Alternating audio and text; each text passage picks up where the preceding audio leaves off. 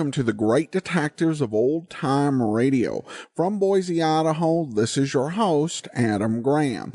If you have a comment, email it to me, box13@greatdetectives.net. Follow us on Twitter at Radio Detectives and become one of our friends on Facebook, facebook.com/Radio Detectives. Our listener support campaign continues, and we're focusing on our Patreon campaign, patreon.greatdetectives.net. When you become a monthly ongoing supporter of the Great Detectives of Old Time Radio, you give us reliable income, and in turn you help to build a better program. When we hit $600 in donation, we will do a full 9 to 13 week summer series of old time radio podcast. And as a Patreon listener, you can help pick them. And at the $800 level, we will be upgrading our server. And we're just getting close on the $600 level, and you can help push us over the top. Go to patreon.greatdetectives.net and choose a level that best suits your situation, from $2 up to with our rookie level to $30 with the Chief of Detectives level. A full list of available thank you gifts and rewards are available at patreon.greatdetectives.net. Well, now it's time for today's episode of Yours Truly, Johnny Dollar. Original air date September 6, 1959, and this is the Backfire That Backfired matter. From Hollywood, it's time now for...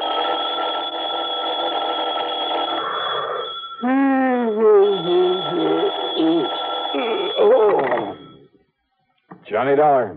Betty Lewis. Huh? Oh, hi, honey. Marry me? Well, what's that? I said, will you marry me? Oh, just round up a preacher and I'll meet you at the church. Serious, Johnny? Oh, I wish you were, you rascal. Well, with you, Betty, I sometimes wish I could... No, wait a minute. Catch me still half asleep this way. Betty, where did the silly you do it up at the crack of dawn? What are you talking about? It's almost 8 o'clock. Exactly what I said, the crack of dawn. You just spoiled, Johnny, and... Well, I don't know whether to forgive you this time or not. Uh-oh, now what have I done? My housewarming party. Oh, no. Oh, yes. It took me 3 months of hard work to get my new little house fixed up out here. No visitors, no fun, no nothing Betty. to work. And then when I do invite you and you accept... Betty, honest, listen. This is crazy business of mine. Better be good, Johnny. Well, I was out in Eugene, Oregon, and there was no way... Eugene, Oregon? Yeah, one of those last-minute things, insurance investigation. There was no way I could get out of it. Honest? Honest. I only got back late last night. But I'll make it up to you. I swear I will. Well... let's see. Today is, What? Betty. Hello, Betty. What's the matter, Johnny? You're asking me, those gunshots. And if I suddenly groaned and dropped the telephone, would you come running out here? Are you kidding it? What? Only I cannot tell a lie. That was just some hot rod kid with a cut-down convertible. Oh, Backfire, huh? Yes. Every morning at exactly 8 o'clock. You could set your watch by it. Are you sure that's all it was? Well, if you don't believe it, why don't you come over here and see for yourself? Tomorrow, maybe? At 8 o'clock in the morning? Sure. And, honey, I'll cook you the greatest breakfast you ever had. Yeah, but... Maybe even convince you that married life isn't such a bad idea after all. On the strength of a platter of ham and eggs? Tomorrow. Johnny. Hey, look, why don't we go somewhere tonight? I'll take you out to dinner and... No. If you're really sorry about missing the party, if you really do want to see me... Well, sure I do. All right, then. Tomorrow morning for breakfast. Betty. Bye, honey. So, why not?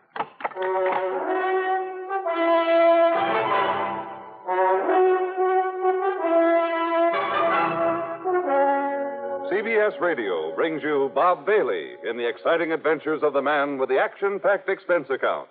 America's fabulous freelance insurance investigator. Yours truly, Johnny Dollar.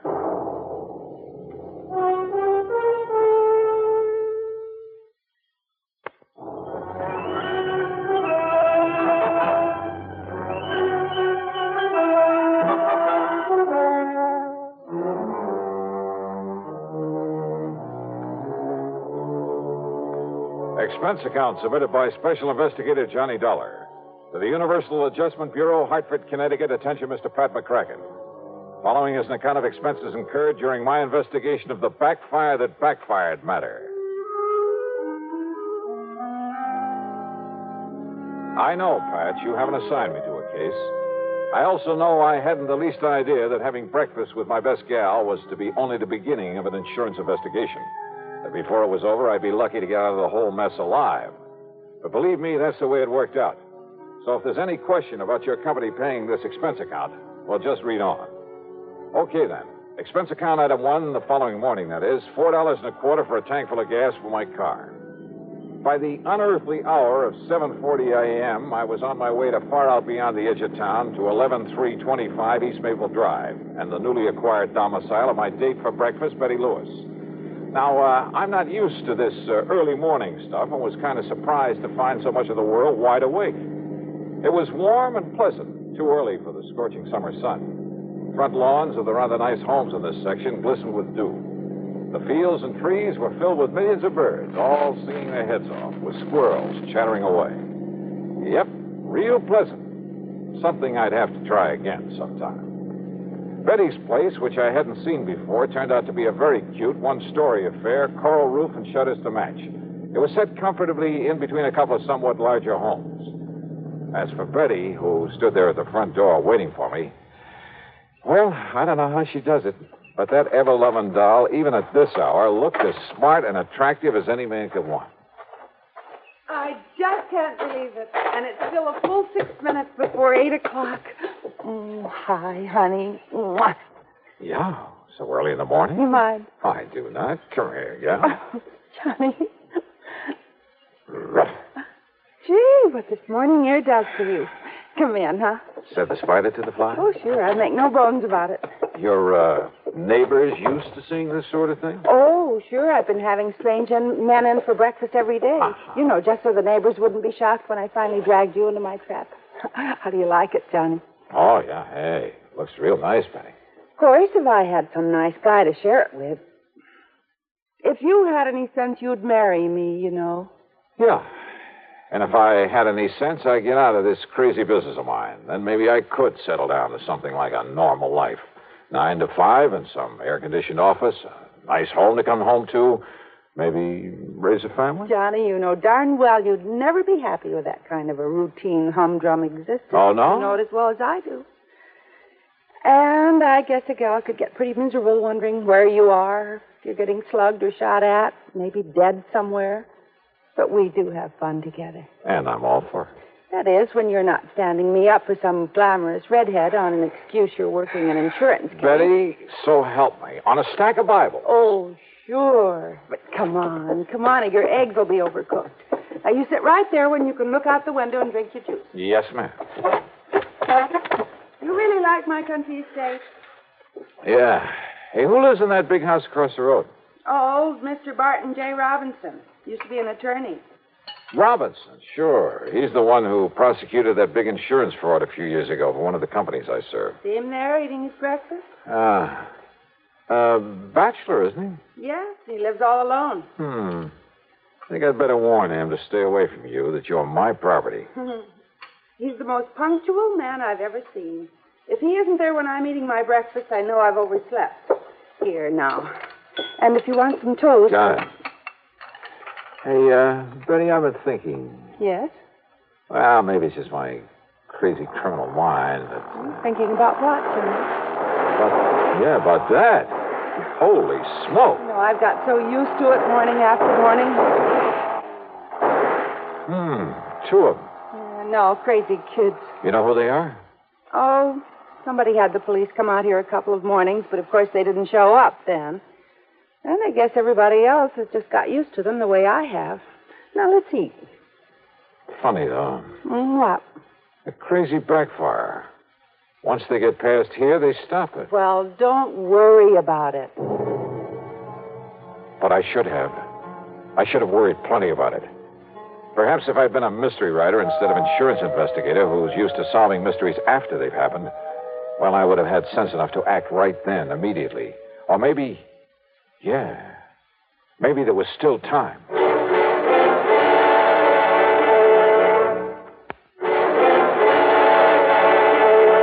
And you have no idea who those two are? The ones who go barreling by in that hot rod every morning? Nobody could seem to find out, Johnny, and as I said... Yeah, everybody's got used to the noise of that backfiring. But listen, Betty... Why don't you eat your breakfast, honey? You call them kids, but they aren't. Honey, please.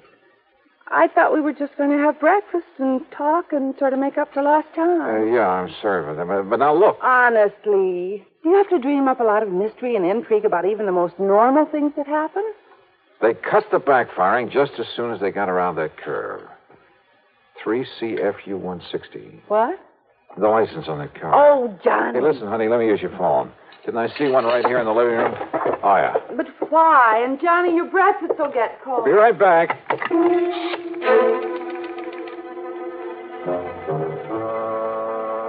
My phone call was to Jerry Wilson, who worked in the Department of Motor Vehicles.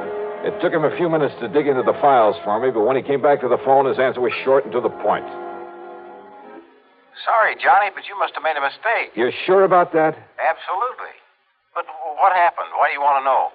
Well, I'm just curious, that's all. Oh, now, Johnny, I know you better than that. Back, Jerry, and thanks. Thanks a lot. Now, Johnny...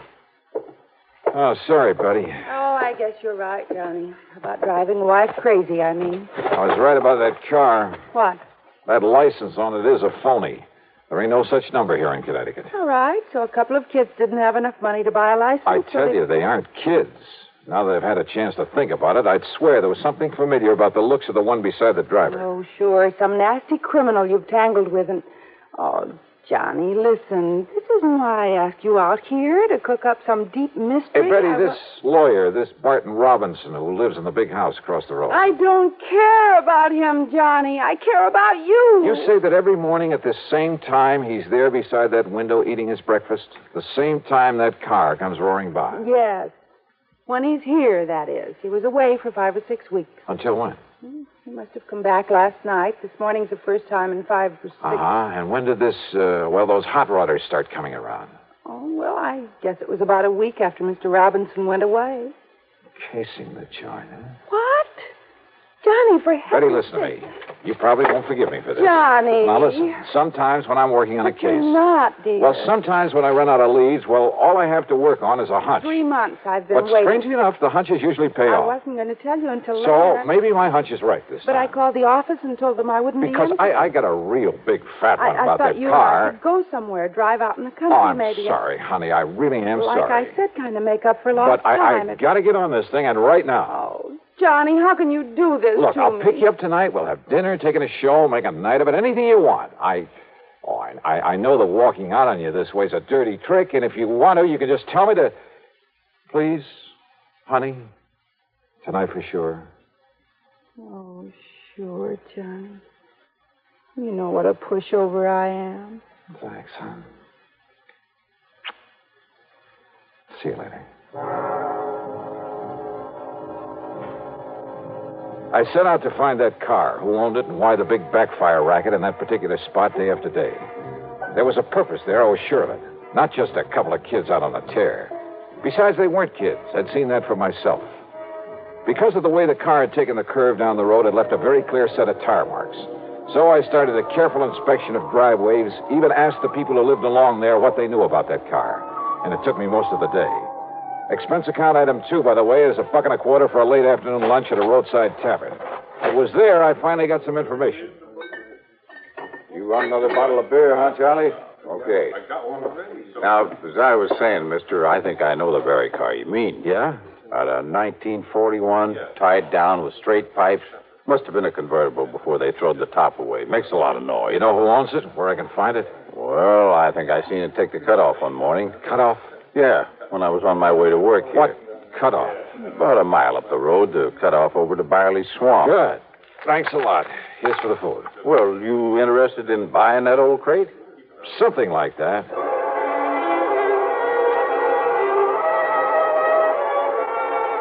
The cutoff to Barley Swamp wasn't much more than a pair of wagon tracks through the woods. But the tire marks I was looking for stuck out like a sore thumb. And they finally led off to an old shack half hidden by a heavy thicket. Behind it, sure enough, was the car I'd been looking for. The windows of the shack were boarded up. No sign of life in it. Slowly and carefully, I circled the place. Then I walked over to the door, turned the knob, opened it. Hey, you know something? I've been awfully wrong about there being nobody around. Okay, mister. Oh, no, you... Kill him! You asked for it. Clip him, Ringer, clip him! Yeah. Oh.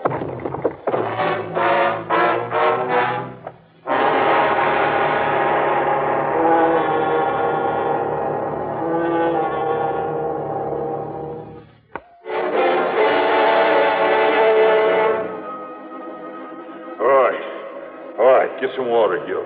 Bring him to. We'll find out what he's doing around here. Let me go through his pockets, Ringer, see who he is. Yeah, go ahead. The one called Ringer was too big for me. So rather than take any more of it for the moment, I lay there and let them go through my pockets. And of course, they took my gun. When the little one, Gil, started pouring water not only on but into me, well, I had to come to or choke to death. Oh, give him the whole bucket. Yeah, sure. Johnny Dollar, huh? Insurance stick. No, don't try getting up on your feet. You think I could if I wanted to? Yeah, you really clipped him, Ringer. Shut up.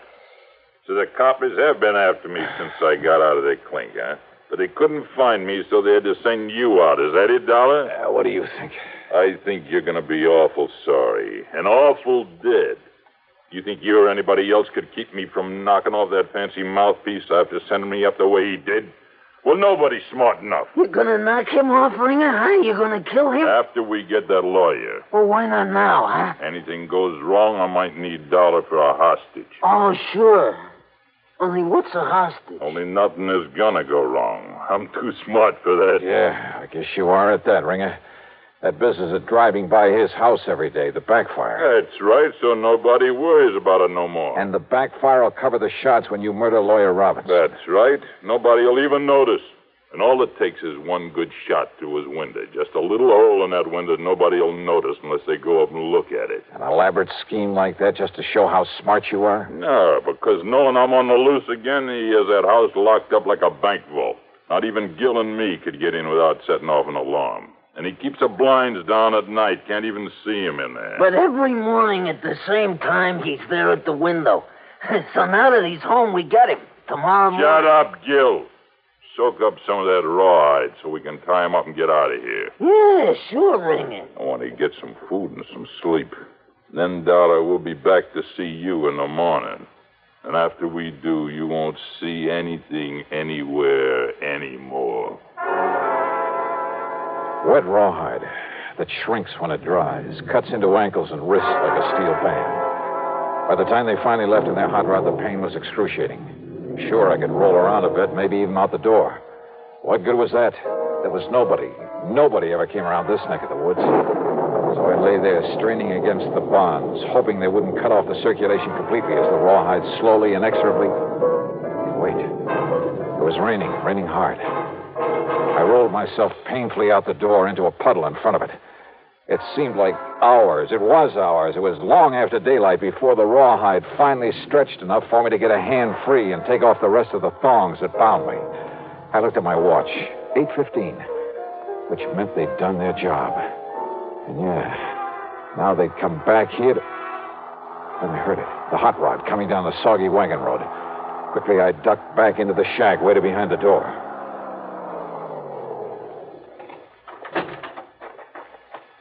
So he wasn't there.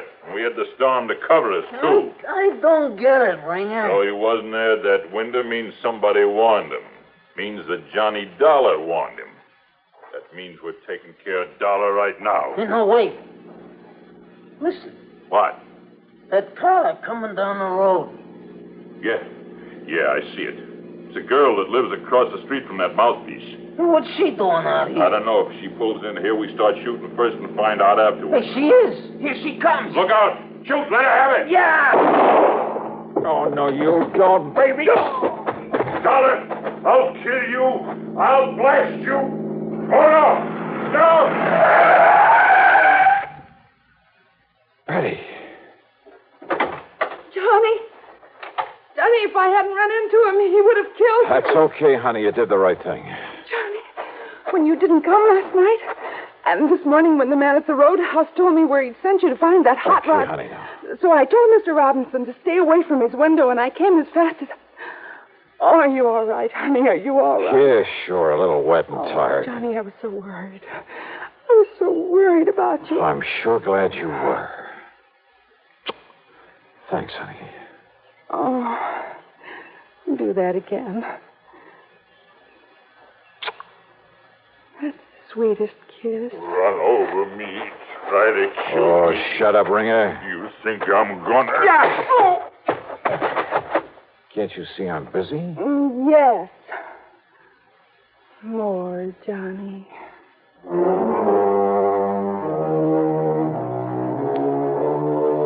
It was Betty Lewis who really saved the life of that insurance attorney.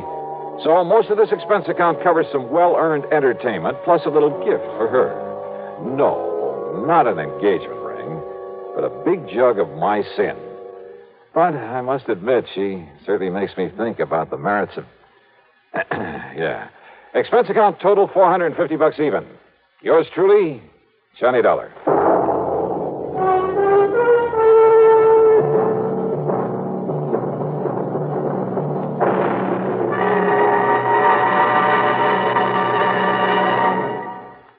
Now, here is our star to tell you about next week's story. Next week? Well, next week, the funniest combination of names I ever saw. And, brother, what trouble they cause. Join us, won't you? Yours truly, Johnny Dollar.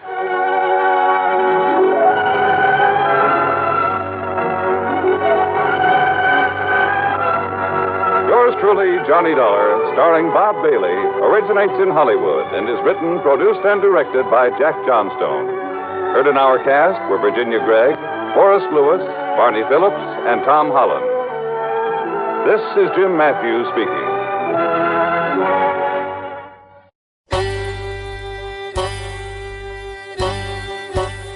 Hi, this is Andrew from OTRWesterns.com. I wanted to invite you to come take a look at our site. We stream live OTR Westerns 24 hours a day, 7 days a week, along with putting out podcasts of old-time radio westerns. Check us out at OTRWesterns.com. You're listening to The Great Detectives of Old Time Radio with Adam Graham. Now let's get back into the show.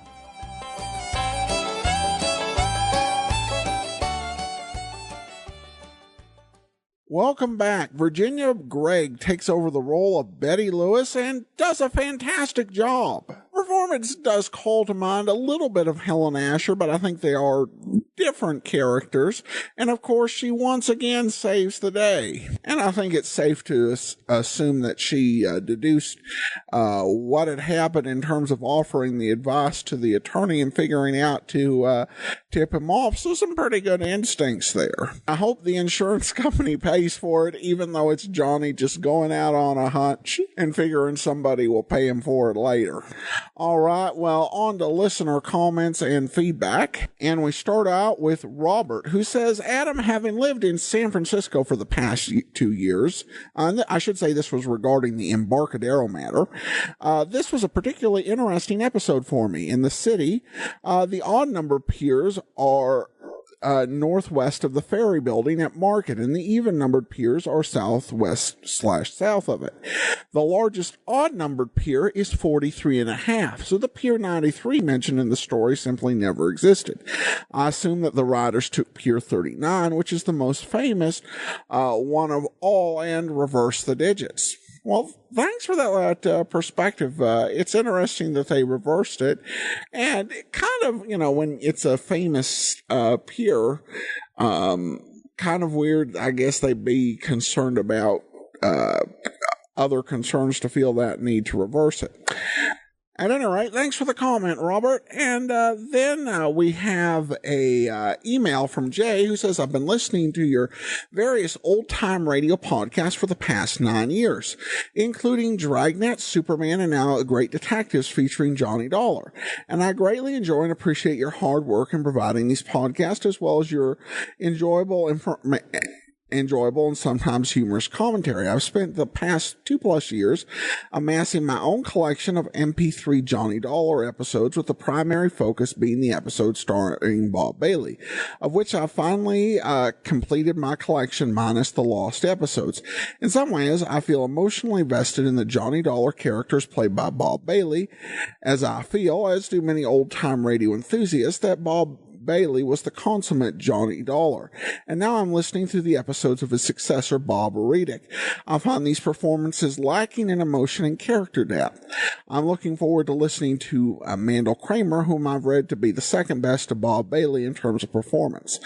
I thought it sad that Bailey was largely forgotten after CBS pulled the plug on the Hollywood, California broadcast by moving the production to the East Coast in the late 1960s. The 5 Down episode is especially poignant for me, and I'll not read that part since it's spoiling for an episode we haven't quite got to. But he does say, I'm looking forward to your analysis in the near future of the 5 Down Matter episode in your podcast.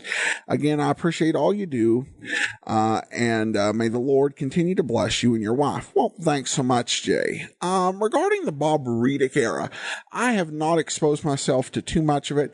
I did listen to an episode or two of each Johnny Dollar, when we got started, because I wanted to be sure, that there wasn't, some actors, Johnny Dollar, who was just too horrendous to actually listen to. Well, and it wasn't always the actor's fault, but just the way the production would be done. And I found all had their strengths and wit and weaknesses. The Reddick era is not going to be a long one. It's about 20 weeks long. And I will say that the episodes I listened to impressed me as being very fast-paced and very action-packed. The Mandel Kramer, I think I've listened to about 3 or 4 of those. Again, I kind of like to be surprised and to experience the programs as much as possible for the first time with the listeners, because I am a fan of the shows. I've listened to and heard a lot of episodes already. I don't think, for example, on Richard Diamond, we're quite up to the point of the episodes that I've just listened to on my own. I think I listened to 25, 30, episodes over the years on my own.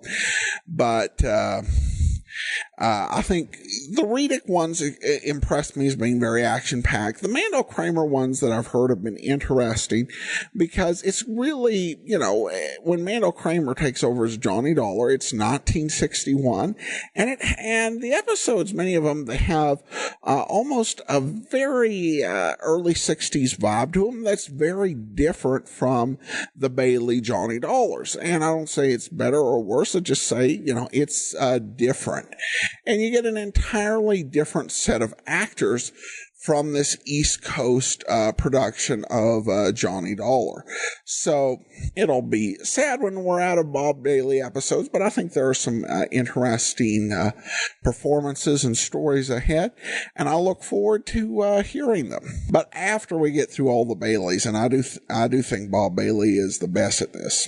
All right, well, that will do it for today. Join us back here next Friday for another episode of yours truly, Johnny Dollar, and then tomorrow for Dragnet. Remember, I do encourage you to support our Patreon campaign, patreon.greatdetectives.net. We need 13 more Patreons to get to 100, and we're only a few more away from securing a summer series for 2017 full length.